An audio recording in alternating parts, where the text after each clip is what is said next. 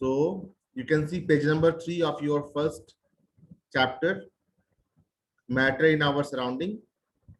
In this page, there are a few questions which are related with the concept which has been taught to you earlier. Let us try to solve these questions. Which of the following are matter? Chair, air, love, smell, hate, almonds, thought, cold, lemon, water, and smell of perfume. So anything that occupies space and has mass is called as matter. So based on that criteria, we can answer the questions.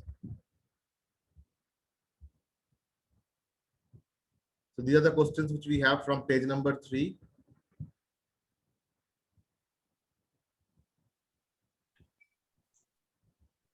So the one which is matter in this, we will tick. Okay. You can give a prompt. I hope that you are unmuted.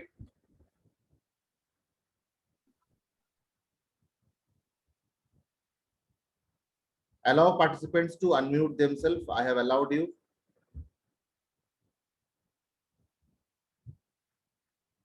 So you can unmute and answer. ठीक है. Answer देते रहोगे तो बहुत मजा आएगा. ठीक है, लगेगा कि बातचीत कर रहे हैं. और सिर्फ सुनोगे तो लगेगा कि मैं लेक्चर दे रहा हूँ, नींद आएगी. इसलिए जवाब देते रहना, बहुत मजा आएगा. Which of the following are matter? Chair is a matter, yes. देखो, air is a matter, yes. Love is not a matter, बताओ. साइंस में लव का कोई मतलब ही नहीं है. Smell is not a matter. Hate is not a matter. Almonds, yes, it is a matter. Thought भी matter नहीं है. Cold भी matter नहीं है. Lemon, yes, it is a matter. Water, yes, it is a matter. Smell of perfume, it is not a matter. Okay, so any feeling or emotion is not a matter. Give reason for the following. The smell of hot sizzling food reaches you several meters away, but to get the smell of cold food, you have to go close. इसका answer क्या होगा?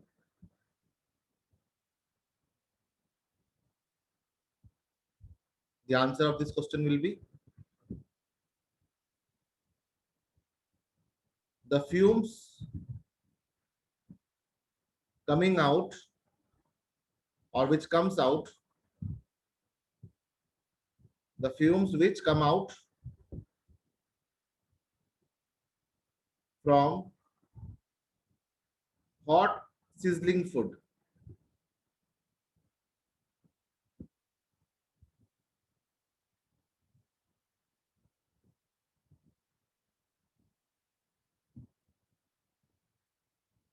moves at a very high speed due to high which energy? Kinetic energy. Heat के कारण उन molecules में kinetic energy प्राप्त हो जाता है, इसलिए जो हॉट फ्यूम्स हैं वो दूर तक ट्रेवल कर सकता है. लेकिन जैसे कि मान लो कहीं गरम गरम कचौड़ी फ्राई की जा रही है, या गरम गरम समोसे फ्राई की जा रही है, या गरम गरम जलेबी फ्राई की जा रही है, ठीक है, या गरम गरम पकोड़े फ्राई की जा रही है, तो उसके स्मेल जो है आपको दूर तक मिलेगा. लेकिन कोई आइसक्रीम वाला अगर आइसक्रीम बेच रहा है तो उसका आइसक्रीम का वेनिला का स्मेल, ऑरेंज का स्मेल, किसी जूस के दुकान का जो फल का जो स्मेल है वो आप तक बहुत इजीली नहीं पहुंचता जब तक अपने नाक को आप आइसक्रीम के पास ना लेके जाए. ठीक है, इसलिए आप देखना आइसक्रीम वाले जो है वो हॉर्न बजा बजा के बुलाते हैं, है ना. लेकिन जो कचौड़ी या समोसा बेचने वाले हैं बस वो फ्राई करते रहेंगे और उसके महक से ही जो है लोग अट्रैक्ट हो जाएंगे, है ना. भूख लगी सुबह सुबह सुनते ही. तो जो हॉट फ्यूम्स होते हैं हॉट सिजलिंग फूड के, उनका स्पीड बहुत ज्यादा होता है. They have very high speed due to high kinetic energy. ठीक है. Add to your knowledge, kinetic energy is the energy by virtue of the motion of any particle. इसका formula होता है K E, kinetic energy is equal to half mass into velocity square. ठीक है, तो जो velocity बहुत अगर high होगा तो काइनेटिक एनर्जी बहुत हाई होगा, या फिर हम कह सकते हैं कि अगर हीट दे हम किसी मॉलिक्यूल को तो उस मॉलिक्यूल में काइनेटिक एनर्जी गेन हो जाता है हीट के कारण।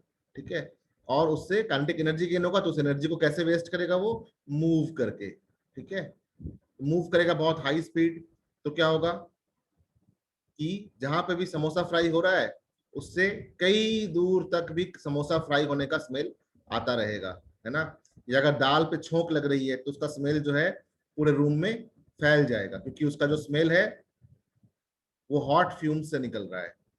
ठीक है, सिर्फ यही नहीं, जो अगरबत्ती का जो धुआं होता है हम किसी एक कोने में लगाते हैं और दूसरे कोने तक धुआं पहुंच जाती है, क्यों? क्योंकि अगरबत्ती को जलाया गया है, हीट दी गई है ना। उसी प्रकार से cold food, cold food like ice cream, cold drinks do not have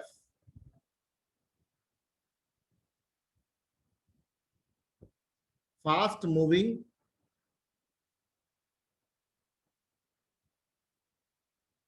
particles in the fumes।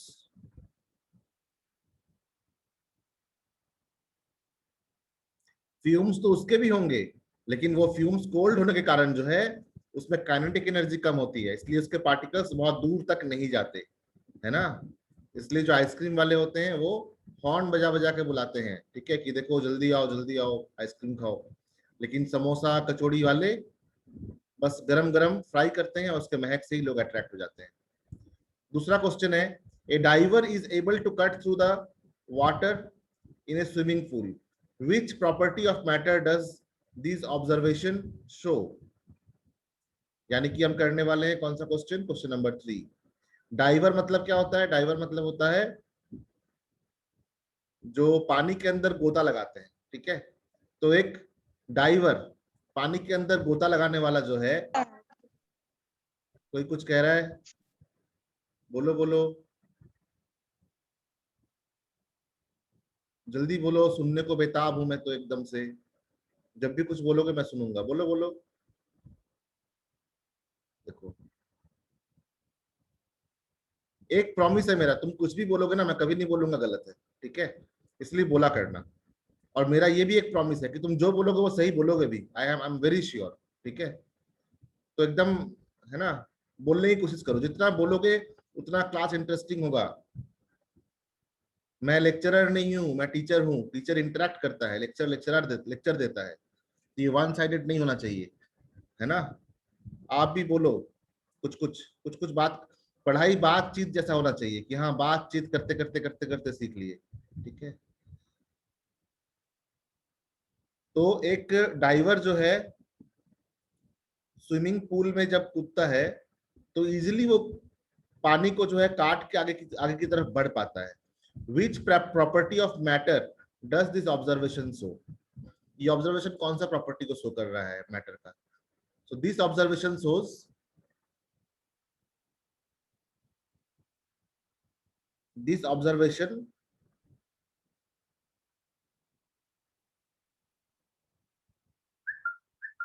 shows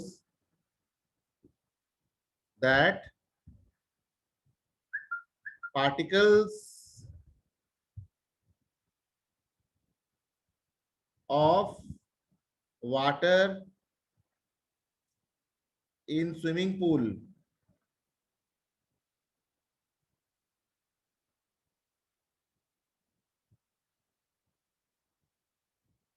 has large space between them।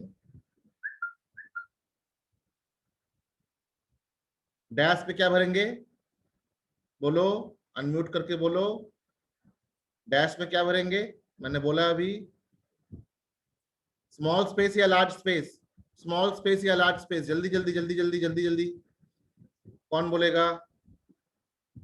Payal madam, Princy, Payal madam बोलेगी, प्रिंसी सर बोलेंगे, रमन सर बोलेंगे, शीतल मैडम बोलेगी, सुदेश जी, तमन्ना जी, कौन बोलेंगे, अजीज जी, कोई तो बोलो, कोई तो बोलो। एक बार वीडियो ऑन करो तो सभी। रुको आज मैं चेक करता हूँ। वीडियो ऑन करो सभी। नोटबुक लेके बैठे ही कि नहीं देखता हूं मैं पहले। वीडियो ऑन करो।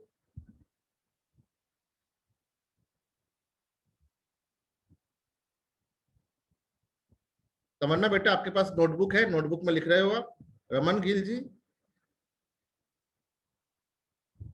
तो आप आंसर करें। प्रिंसी बेटा एक बार वीडियो ऑन कर लो। अरे वाह Raman Gill, very good, you are noting down. Okay, notebook में लिख रहे हो बेटा आप? पायल नोटबुक में लिख रहे हो? अजीज बेटा आप लिख रहे हो नोटबुक में? शीतल जी, शीतल जी, मैं इस पे इसलिए जी लगाता हूँ, कभी कभी पेरेंट्स के भी नाम हो जाते हैं ना, इसीलिए। जैसे यहाँ पे सुदेश देवी, सुदेश देवी जी हैं। एक बार वीडियो ऑन करें ताकि मैं देख पाऊं कि आप सुबह सुबह फ्रेश होके एकदम स्टडी टेबल पे बैठ के पढ़ाई कर रहे हैं। वाह, very good, very good students. Sudesh ji आप सुन पा रहे हैं या सो के पढ़ रहे हैं? शीतल जी, चलिए हो गया, गुड, यानी कि आप मेरे साथ बने हुए हैं। तो जवाब भी दीजिए, सभी जवाब सही होगा, कोई जवाब गलत नहीं होता। तो क्या होगा यहाँ पे? The observation shows that the particle of water in swimming pool has large space, large space between them. अब करेंगे हम थर्ड क्वेश्चन। थर्ड क्वेश्चन क्या कह रहा है?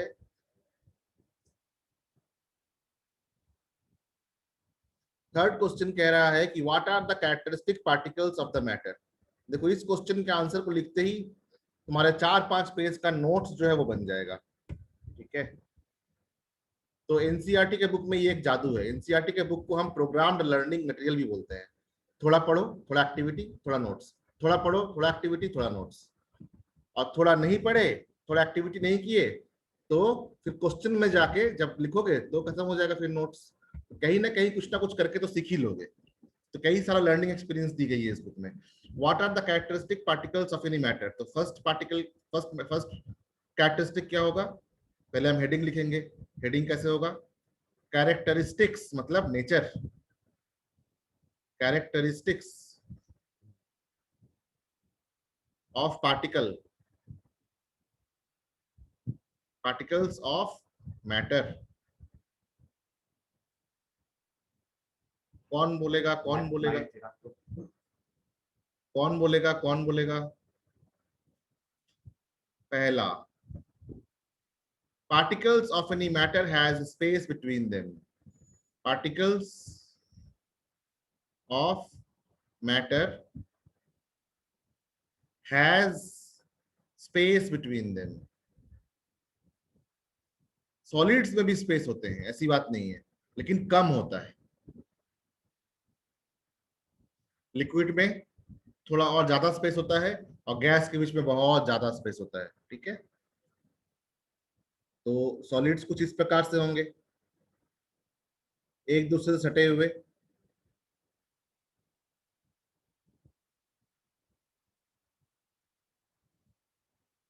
तो बोलोगे सर कहाँ स्पेस कहाँ है? मुझे तो स्पेस दिख रहा है, देखो मैं स्पेस दिखाऊं कहाँ है? कितना भी सट सट के ये बने, फिर भी इसके अंदर स्पेस बन रहा है। देखो यहाँ पे ये बना ना स्पेस, इन स्पेस को हम कहते हैं वॉइड्स, ठीक है, याद रखना। Empty spaces between the particles even after close packing. अगर पार्टिकल्स बहुत क्लोजली पैक्ड हो जाए फिर भी उसके अंदर के जो स्पेस होंगे उसको हम वॉइड्स कहते हैं। लेकिन लिक्विड में क्या होता है कि क्लोजली पैक होता नहीं है, एक पार्टिकल दूसरे पार्टिकल को इस प्रकार टच नहीं करता जैसा सॉलिड में होता है। इसलिए ये कॉम्प्रेसिबल भी है, ठीक है, ये कॉम्प्रेसिबल भी है, कॉम्प्रेस कर सकते हैं, ठीक है। They have large space. ये सॉलिड के केस में था, ये लिक्विड के केस में। और गैसियस पार्टिकल्स रैंडमली मूव करते हैं यहाँ वहां, जहां तहां, मत पूछो कहां कहां है गैस पार्टिकल। गैस पार्टिकल जो है यहां वहां जहां तहां, यहां वहां जहां तहां वो क्या बोलते हैं? They are randomly placed, they are random. Okay, and has large space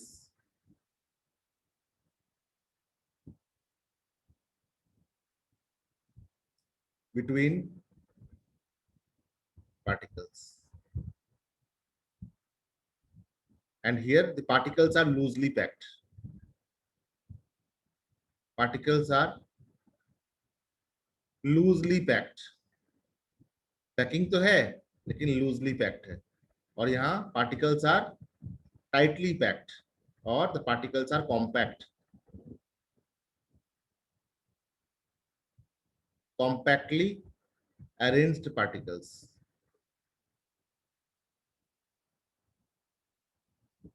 दूसरा प्रॉपर्टी क्या है? Second property, particles of any matter continuously moves,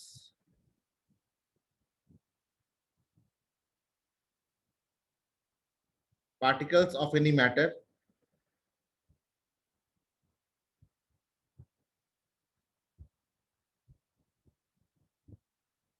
continuously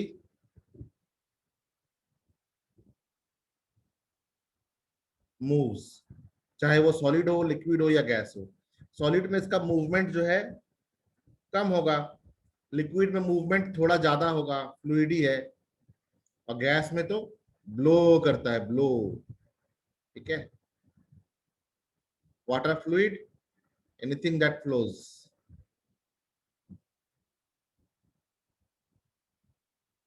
anything that flows. क्या क्या हो सकते हैं? लिक्विड हो सकते हैं या कोई भी गैस हो सकता है। ठीक है, और कौन कौन से नेचर होते हैं पार्टिकल के? पार्टिकल्स के और कौन कौन से नेचर होते हैं?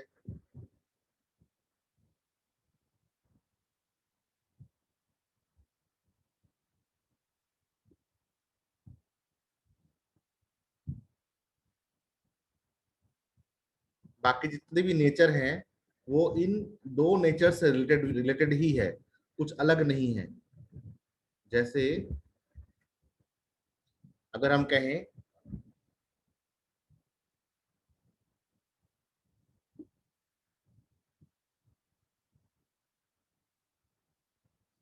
particles of the matter attract each other,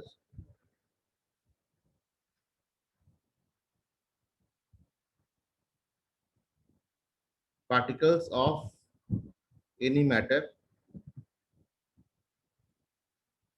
attract each other। तो ये कुछ नया नहीं है।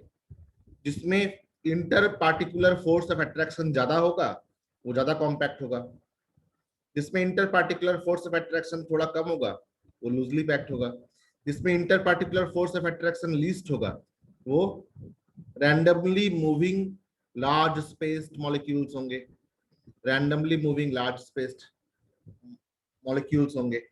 तो पार्टिकल्स जो होते हैं वो एक दूसरे को अट्रैक्ट करते हैं। सॉलिड के केस में मैक्सिमम अट्रैक्शन है, और गैस के केस में मिनिमम फोर्स ऑफ अट्रैक्शन लगता है। ठीक है, एक वर्ड जो है बार बार जो है साइंस के टीचर यूज करेंगे वो है inter molecular force of attraction.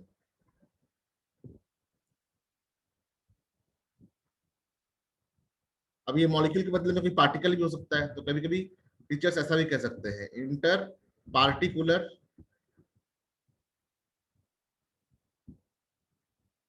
Force of attraction. ये क्या होता है? The force of attraction acting between the particles or the molecules of any solid, liquid or gas. The force of attraction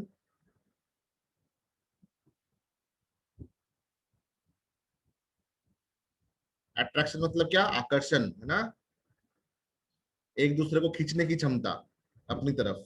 जैसे magnet के अंदर होता है, जो प्लैनेट्स के बीच में होता है ना, इलेक्ट्रॉन और प्रोटॉन के बीच में होता है, the force of attraction between the particles और molecules in a matter is termed as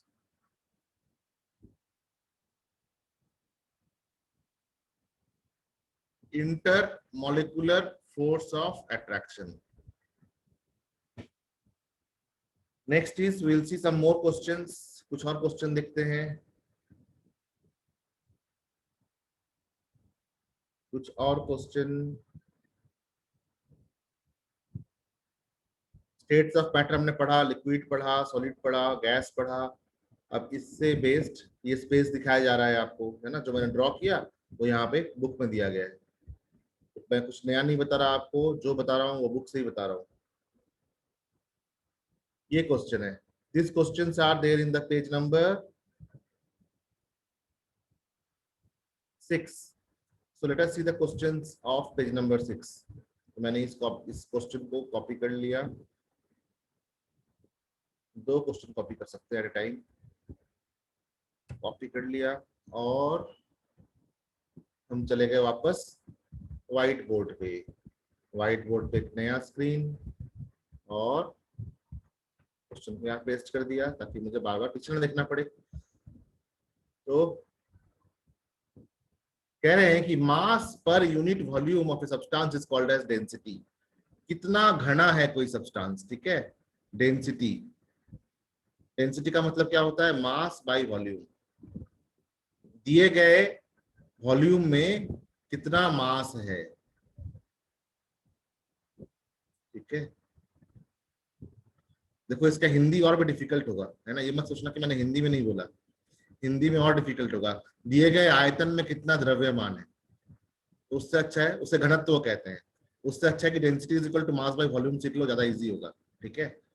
Hindi ज्यादा डिफिकल्ट है साइंस में, इंग्लिश इजी होता है। Arrange the following in the order. यहाँ पे हमें सिखाया जा रहा है, क्वेश्चन में ही सिखाया जा रहा है, ठीक है, कि डेंसिटी का मतलब होता है कि दिए गए वॉल्यूम में कितना मास है ना, उसे डेंसिटी कहते हैं। एग्जाम्पल, मान लो कि एक बॉक्स है, कोई भी बॉक्स,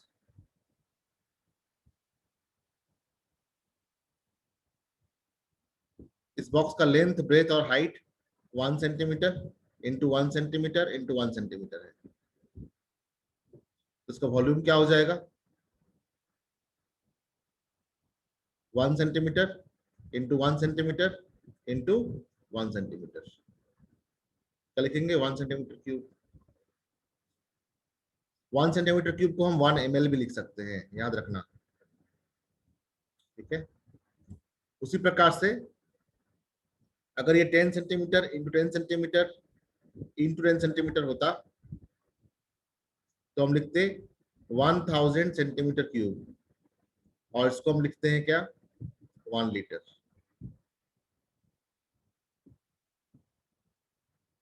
ये 1 मिलीलीटर है और ये 1 लीटर।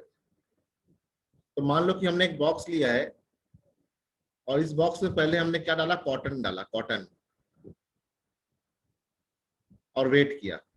उसके बाद सेकेंड केस में हमने क्या किया, सेकेंड केस में मैंने आयरन डस्ट डाल दिया, आयरन डस्ट। तो किस केस में डेंसिटी ज्यादा है, डेंसिटी ज्यादा किसका है, कॉटन का, या वेट किसका ज्यादा आएगा, आयरन वाले पार्टिकल्स का वेट ज्यादा आएगा। क्यों, क्योंकि ये ज्यादा डेंस है। तो वॉल्यूम अगर हम सेम भी रखें तो इस वॉल्यूम में, मतलब 1 सेंटीमीटर क्यूब में जो आयरन होगा वो कॉटन से ज्यादा भारी लगेगा, और कॉटन जो है उसका डेंसिटी कम है, मतलब ये दिए गए वॉल्यूम में पार्टिकल्स बहुत कम है। इसीलिए 1 सेंटीमीटर क्यूब में अगर हम कॉटन डालें तो कॉटन डालने से इसका वेट आयरन से बहुत कम होगा। इसी को ध्यान में रखते हुए हमें इसकी आंसर देनी है यहाँ पे।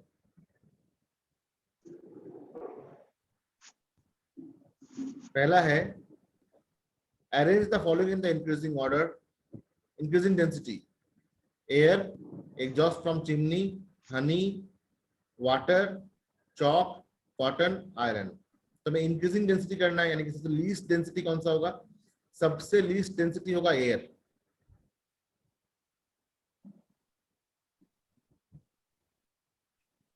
सबसे कम डेंसिटी एयर का।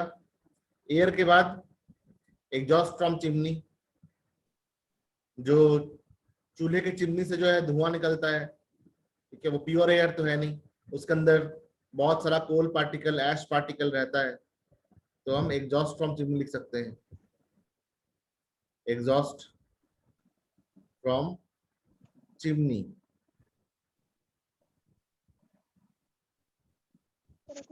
देन नेक्स्ट हनी या वाटर। पहले वाटर, उसके बाद हनी,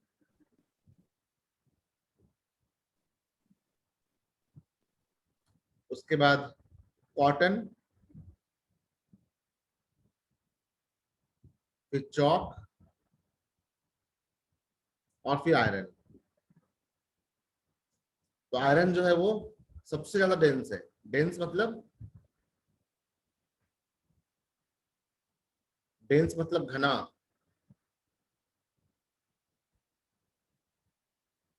एंड डेंसिटी मीन्स घनत्व।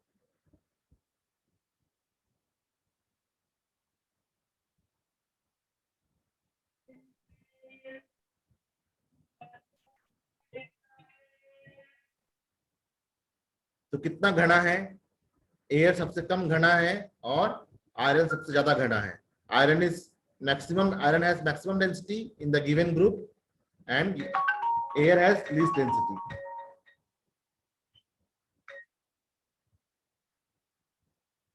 नेक्स्ट इज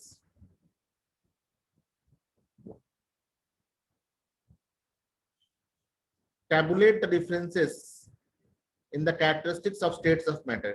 ये मैंने नोट्स में लिखवाया था आपको, ठीक है, ये आप एज ए होमवर्क करिएगा।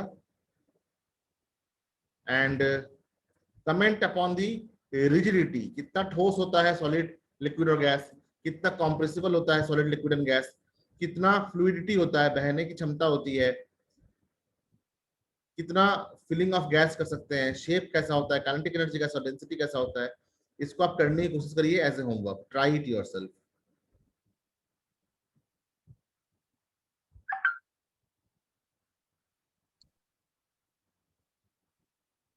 ओके। और जहां पे भी दिक्कत होगी वहां पे खुशी की बात है, जहां दिक्कत होगी वहां खुशी की बात है कि आपका लेवल अप हो रहा है। और अगर दिक्कत होती है तो लेवल अप करने के लिए आप मुझे बताएं कि कहाँ दिक्कत हो रही है, तो आपकी लेवल अप कर दी जाएगी।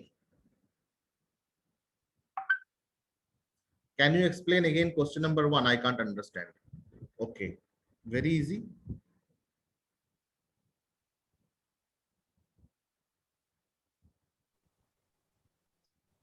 सर आप मेरे पास नोट भेज दे लेसन की। बेटा एनसीईआरटी से बड़ा नोट्स तो कुछ होता नहीं है, ठीक है, तो मेरे नोट्स में एनसीईआरटी के बुक से ज्यादा कुछ होगा नहीं। तो एनसीईआरटी के बुक को एक बार लाइन टू लाइन पढ़ो। और अगर एनसीईआरटी की बुक आपके पास अभी फिलहाल नहीं है तो आप डाउनलोड कर सकते हैं www.ncert.nic.in से आप बुक डाउनलोड कर सकते हो। और जहां तक नोट्स भेजने की बात है तो भेज भी देंगे नोट्स, ठीक है, मैं पावर पॉइंट और पीडीएफ भेज दूंगा आपको, ठीक है। लेकिन नोट्स से ज्यादा अच्छा है एनसीईआरटी के बुक को लाइन टू लाइन पढ़ना, उससे अच्छा नोट्स नहीं होता। तो क्वेश्चन नंबर 1 को फिर से एक्सप्लेन करने का फरमाइश आया है, तो आपके फरमाइश को मैं पूरा करता हूं फिर दोबारा।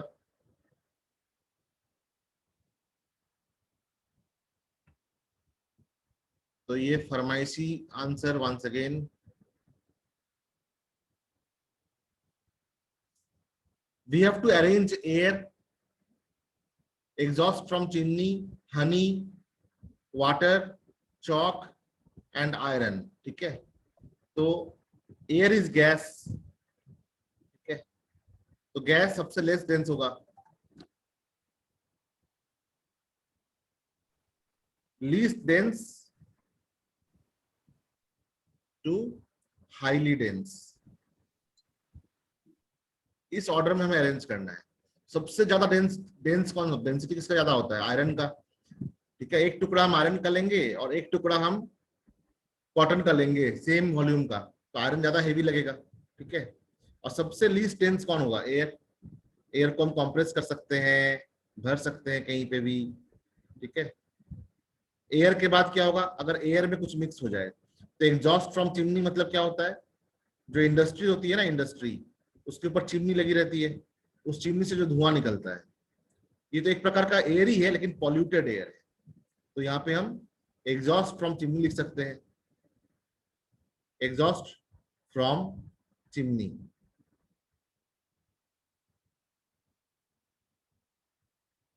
उसके बाद वाटर और हनी को कंपेयर करते हैं। ठीक है, अगर मान लो कि मैं एक ड्रॉपर से पानी को गिराऊं, पानी गिराऊं, पानी गिराऊं, पानी गिराऊं, और दूसरे ड्रॉपर से मैं हनी गिराऊं, हनी गिराऊं, हनी गिराऊं, कौन जल्दी जल्दी गिरेगा, कौन धीरे धीरे गिरेगा। जो ज्यादा डेंसिटी जिसका ज्यादा होगा वो धीरे धीरे गिरेगा, क्यों, क्योंकि वो चिपकेगा, है ना, वो जो वेसल है, वेसल के वॉल से चिपकेगा। ठीक है, या फिर हम इंक्लाइन प्लेन रखते हैं कोई दो, एक में हम वाटर को बहाते हैं और एक में हम हनी को बहाते हैं, तो हनी क्या होगा, हनी धीरे धीरे बहेगा और वाटर जल्दी बहेगा। यानी कि वाटर का डेंसिटी जो है वो हनी से कम है। तो पहले हम वाटर लिखेंगे, फिर लिखेंगे हनी, उसके बाद फिर क्या है,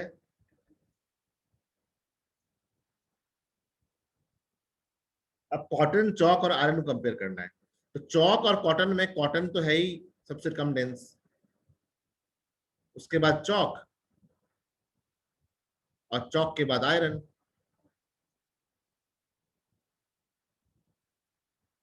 आयरन को हम एफी भी लिखते हैं। ठीक है, चौक के बाद आयरन। अब समझ में आ गया, अगर समझ में आ गया है तो चैट रूम में लिखो अंडरस्टूड। ठीक है, अगर समझ में आ गया है तो लिखो चैट रूम में अंडरस्टूड। ठीक है, by evening I will be okay Princy, thank you.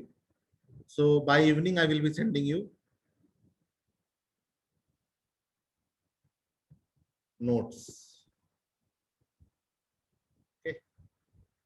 Notes भेज दूंगा मैं, एकदम शाम तक भेज दूंगा, don't worry. Thank you everyone. ठीक है, मेरा नेक्स्ट क्लास स्टार्ट होने वाला है, आप लोगों से बात करके मिलके बहुत अच्छा लगा। कल फिर दोबारा मिलेंगे इसी टाइम पे, तब तक के लिए धन्यवाद।